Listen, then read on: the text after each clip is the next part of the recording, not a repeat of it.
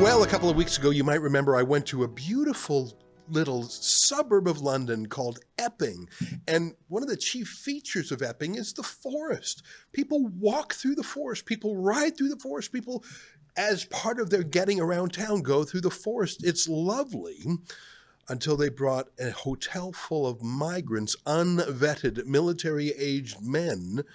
And guess who lurks in the forest? And sure enough, before long, there were alleged rapes, and men from the migrant hotel that were dumped there were arrested. This led to massive protests, and these were spontaneous, organic, authentic, local protests. Hundreds of people, not professional activists, even like my friend Tommy Robinson. No, these were mums and dads who were sick of the fact that their lovely town was no longer safe, especially for young women. Here's a clip of my trip there. And I feel that more ordinary people, mums, grandmothers, you can look around here. I've just spoken to a couple who have come from 85 miles away to come and support this today. This is how the feeling is growing, and I think we need to do this. I've been here all my life and I ain't had the benefits that they get. They get house, phones, money. They're illegal for us. They're already, like, people are saying, like, oh, they're like, some people are in support of it, but they're criminals. They're over illegally before they even get here. So get rid of them, 100%. They shouldn't be here. It's disgusting. But here they are right here. Where are you from? Iran. Iran? And where are you from, sir? Where are you from? Go to the side over here. Well, that one guy told me he was from Iran. That's interesting. Yeah. When I was growing up, refugees were the young, the old, the sick, and the poor. They weren't military-aged men. No, that's right. They were women and children. Yeah, they say that they're children, but they're all men. How's this all going to end? Who knows? Hopefully the government will start listening and start doing something about it, making it stricter. They need to be vetted. We need to know who we've got coming in the country. We couldn't go into another country without a passport, so why can they? Well, these protests, peaceful protests, did not stop in Epping and outside Canary Wharf, the financial center of London, again and again. Well, in Epping, an amazing thing happened. The local town council voted to oppose the hotel, and in a legal decision, the migrant hotel amazingly was given 2 weeks to shut down. The Home Office, that's the national government in the United Kingdom, tried to appeal that decision but lost. Joining us now to talk about this case and to fill in any gaps I've left in my telling of the story is our friend Jack Hadfield, who I had the pleasure of spending some time with in Epping. Jack, great to see you again. Yeah, good to see you, and great, and thank you for having been back on again. Jack, did I correctly explain what happened? Basically, there was a series of protests. The local town council saw which way the wind was blowing. No one in Epping wanted that migrant hotel.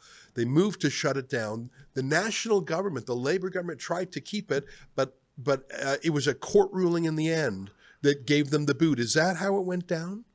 Yes, that's right. So what's happened is that the Epping Forest Council launched a lawsuit against the imposition of the Bell Hotel as an asylum centre onto the people of Epping. So what's happened now is that the High Court has granted first a temporary injunction against the use of the hotel as an asylum centre. So as of now, the Bell Hotel has 14 days from yesterday to turf these migrants out of the hotel.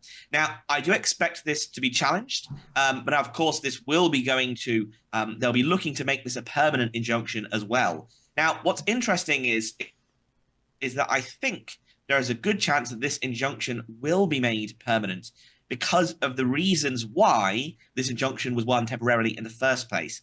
And that's because it wasn't done over because, oh, the protests are there, therefore there's a risk to migrants, blah, blah, blah, or people are getting annoyed about this. No, the technical legal reason is because it was determined that the hotel did not properly get planning permissions to move from a hotel, a temporary place of residence, to what is more become a borstal, a place for asylum seekers to live there basically permanently. So this is done under planning law, which is why this decision has been made. And that's also why there's a good reason why other hotels across the country, which also may not have had the technical correct permits to change and to move over, may now be faced because of this. Now, there's obviously the government will obviously want to try and hold it down, but going up against planning law, now British planning law, as those who want to build in this country know, is very strong and has had a lot of legal backing.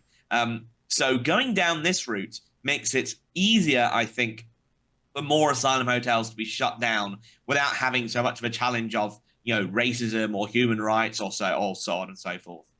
That's such a great point. There is a reason we have zoning law, planning law. There is a reason for that, even if it becomes it's sclerotic, even if the red tape starts to overwhelm things.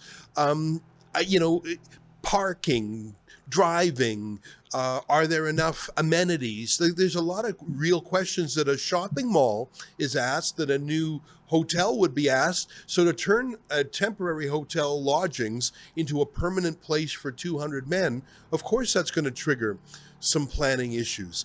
I think that's an outstanding way to deal with the issue. And you're right, it skirts any accusations of racism. I've seen that other towns are going to copy this legal precedent. They're going to challenge the hotels on a planning basis. I think this could spread. And by the way, Jack, I think one of the reasons people in the community are so upset is because they were surprised by this. It was a sneak attack, an ambush. It was secret. One day, suddenly, hundreds of migrants show up. They weren't told, they weren't consulted. The secret part of it, and by the way, there's a lot of secrecy going on. I mean, we did a story a few weeks ago about this so-called super injunction, when the former conservative government decided to bring over up to 200,000 Afghans, and they went to court to keep the whole thing secret. So I think one of the things that irks a lot of Brits is that there being demographic changes, cultural changes, immigration changes, and the British people are not only not consulted, they're deliberately kept in the dark. Avoiding a planning session is something no other Brit gets to do, whether you're building a golf course, a hotel, or a school or a shopping center. I think this is a brilliant way to deal with it. No, it definitely is. It'll be a lot harder for other people to challenge the closure of these hotels over this way. But you're right as well. There has been a lot of secrecy regarding the imposition of these hotels. And also migrants being in HMOs, which is houses of multiple occupation, spread throughout private property as well in the community. A lot of this is done secretly under the cover of darkness. We saw this with the Britannia Hotel in the Canary Wharf area. When that was announced, we only found out because people's bookings were cancelled, and then only people who lived next door were told only on the day of, when it was announced that it was to be an asylum hotel. The security got wind of it and told them that morning.